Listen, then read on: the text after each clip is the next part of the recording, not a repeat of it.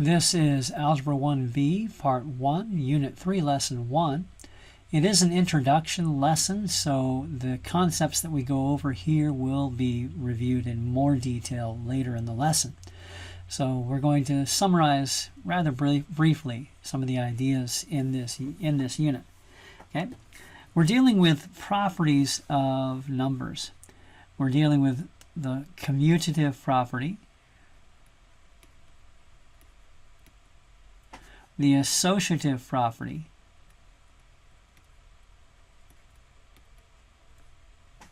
and the distributive property.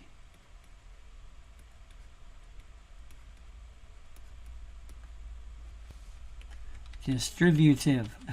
Distributive. There we go. All right. Commute. When you think of the word commute, we usually think of going to work. The morning commute was really busy this morning, right? Commute means move. Okay, so numbers change places. So 3 plus 5 is the same as 5 plus 3. That's the commutative property of addition. The commutative property of multiplication says 3 times 5 is the same as 5 times 3. Both are 15. In the case of the addition, both are 8. You will note, by the way, that 3 minus 5 is not the same as 5 minus 3, because 3 minus 5 is negative 2, and 5 minus 3 is positive 2, which are not equal. Likewise, 3 divide 5 is not the same as 5 divide 3. 3 divide 5 in the decimals is 0.6. 5 divide 3 is 1.6666 forever, and those are not equal. So only addition and multiplication as operations are commutative. Okay. So commute, move. You can change the order of addition, you can change the order of multiplication. The associative property is about grouping. Your associates are your friends, right? The people you hang out with, right? So they're your group. So when we change the grouping, that is the associative property. 3 plus 5 plus 7 equals 3 plus 5 plus 7. If I group the first two together, that's the same as grouping the last two together. And just to verify it, 3 plus 5 is 8. 8 plus 7 is 15.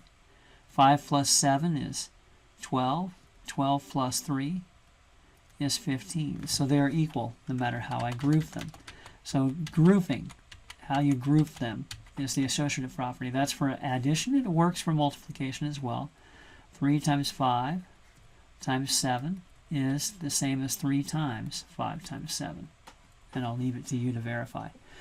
The distributive property uses both addition and multiplication. It says this, that 3 times 5 plus 7 is the same as 3 times 5 plus 3 times 7. We think of it as giving the 3 by multiplication to both the 5 and the 7. Okay? Just to verify, 5 plus 7 is 12. 12 times 3 is 36. 3 times 5 is 15. 3 times 7 is 21. 15 and 21 is 36, so it works out. Okay, so that's the distributive property. You can give a number multiplied by a sum to both addends in the sum by multiplication. And vice versa, it works backwards too. All right, so the question is, what use is that? Well, it's used in solving problems by giving us a means to simplify things. And so here's what you're going to be expected to do with it. Okay, let's take an expression here like 3x plus 5 minus 4x plus 7.